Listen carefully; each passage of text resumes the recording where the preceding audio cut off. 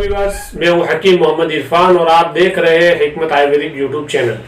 आइए व्यूअर्स, हम आज बात करेंगे पैरालिसिस के बारे में। जिस्म के किसी हिस्से की हरकत या एहसास का खत्म हो जाना, इसको पैरालिसिस कहते हैं। और किसी उज़्व का फड़कना, ठंडा पड़ जाना या सुन्न हो जाना, ये पैरालिसिस की बड़ी अलामत है। जब पैरालिसिस होता है तो उससे पहले वो हिस्सा फड़कता है, तो कभी ठंडा पड़ जाता है, तो कभी सुन्न हो जाता है। ये सब सिम्टम्स पैरालिसिस होने से पहले जाहिर होते हैं। इसके बाद पैरालिसिस होता है।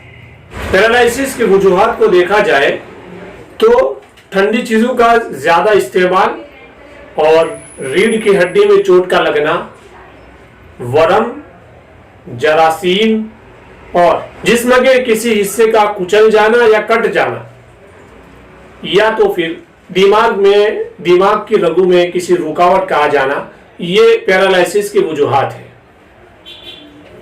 पैरालिसिस की किस्में भी अलग अलग है। फेशियल पैरालिसिस होता है, तो कभी आधे बदन का पैरालिसिस होता है, किसी को खाली पैर का होता है, किसी को खाली हाथ का होता है। लेकिन वजूहात इन तमाम की यकसा है और इलाज भी इसका यकसा और एक ही है, और तमाम में एक ही तरीके से इलाज होता है। व्यूअर्स, कभी पैरालिसिस की वजह ब्लड प्रेशर के बढ़ जाने की वजह से दिमाग की रग का फट जाना होता है। दिमाग की रग फट जाती है, जिसकी वजह से पैरालिसिस होता है और उसका इलाज मुश्किल है। बाकी दूसरी जितनी भी किस्में हैं, वर्म का होना, जरासीम का होना और नसों का ब्लॉक हो जाना, इन तमाम का इलाज बहुत आसान है। लेकिन 40 साल के बाद उसका इलाज करना थोड़ा सा मुश्किल है, लेकिन 40 साल के पहले इसका इलाज करना बहुत आसान है।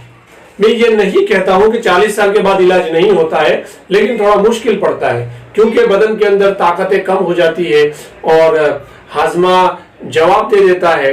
इस वजह से इसका इलाज थोड़ा सा मुश्किल पड़ता है, थोड़ा सा देर पा होता है। लेकिन अगर 40 साल से पहले अगर ये शिकायतें हुई है तो बहुत जल्द हल्की फुल्की दवाओं से ही वो ठीक हो जाता है। तो व्यूअर्स, ये है पैरालिसिस। पैरालिसिस में अक्सर व बेशतर आधे हिस्से का, आधे बदन का जहां लकवा होता है, तो अगर दाहिनी जानिब वाला आधा हिस्सा मफलूज है, लकवे वाला है, तो दिमाग का उल्टी साइड वाला हिस्सा मफलूज होता है, जिसकी वजह से बदन का सीधी साइड वाला हिस्सा मफलूज होता है। इस तरीके से बरक्स में, बदन में जिस हिस्से में पैरालिसिस है, तो तकलीफ उसके बरक्स में होती है, दूसरी जानिब में होती है। तो पैरालिसिस में दिमाग और बदन का ऐसे क्रॉसिंग होता है। व्यूअर्स, उसका इलाज बहुत आसान है और हम आपको इलाज भी बता देते हैं। उसको आप खुद से घर पर बनाइए और उसका इलाज कीजिएगा। हम आपको एक नुस्खा पेश करते हैं जिसका हमें बारहा तजुर्बा है, और ये एक मुकम्मल पूरा इलाज है, भले एक नुस्खा है, क्योंकि उसके अंदर आसाब को ताकत देने वाली दवाइयां भी है, आसाब को गिजायत देने वाली दवाइयां भी है, ब्लॉकेज को खोलने वाली दवाइयां भी है, और उसके अंदर हिस्स और हरकत को बढ़ाने वाली दवाइयां भी है। तो व्यूअर्स, उम्मीद करता हूं मैं कि आप इसको बनाएंगे और उसको आजमाएंगे, और जो भी आजमाएगा कमेंट में बताएगा कि हमने उसका इस्तेमाल किया और हमें इसका मुकम्मल फायदा हुआ है, क्योंकि हमने उसका फायदा लाइव देखा है, पेशेंट को देके इसको देखा है कि हमने उसको दवाई दी, उसने दवाई खाई और उसको फायदा हुआ। हमारे एक दोस्त उसको सालों से बनाते हैं इस नुस्खे को, और बहुत फायदा उठा रहे हैं। तो व्यूअर्स, हम सबसे पहले नुस्खा आपके सामने पेश कर देते हैं। सबसे पहली चीज है आकिर करा, जिसको अक्कल गरा भी बोलते हैं। दूसरी है कबाब चीनी। तीसरी है खसखस सफेद, खसखस सियाह, मूसली सफेद, मूसली सियाह, पीपल, जावंत्री, सेम्बल मूसली, खोलनजान जिसको पांजड़ बोलते हैं, लौंग, असगंध, बहुफली, दालचीनी, जायफल, मगजे बादाम और मगजे पिस्ता। इन तमाम चीजों को हम वजन लेना है, बराबर वजन में लेना है। सबको समझ लीजिए 10-10 ग्राम ले लो, 20-20 ग्राम ले लो। तमाम कम वजन लेना है और शहद की मदद से बड़े चने के बराबर, काबुली चने के बराबर गोली बनानी है और 2 गोली सुबह में, 2 गोली शाम में। अगर बलगमी मिजाज है और पैरालिसिस और मफलूज मरीज मोटा है तो इसको बगैर दूध की चाय से देना है। और अगर मरीज सफरावी मिजाज है, गर्म है उसका बदन और खुश्की की वजह से इसको पैरालिसिस है, तो ये दवाई उसको दूध से देनी है।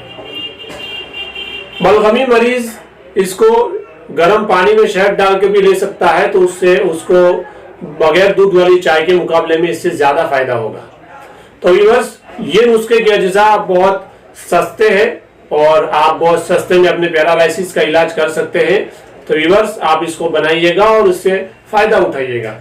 बात रही व्यूअर्स, मुझे लकवा तो नहीं है, लेकिन लकवे की सिम्टोम से बदन का कोई हिस्सा सुन्न हो जाता है और बदन के किसी हिस्से में चोटियां चलती है, जिसको बोलते हैं तमरा हो जाता है, शाइटिका की तकलीफ है, या ये कंधे की नस जो आती है पीछे से वो दर्द करती है, तो इन तमाम बीमारियों में ये नुस्खा बहुत जबरदस्त काम करेगा। आप उसको बनाइए और उसका इस्तेमाल कीजिएगा।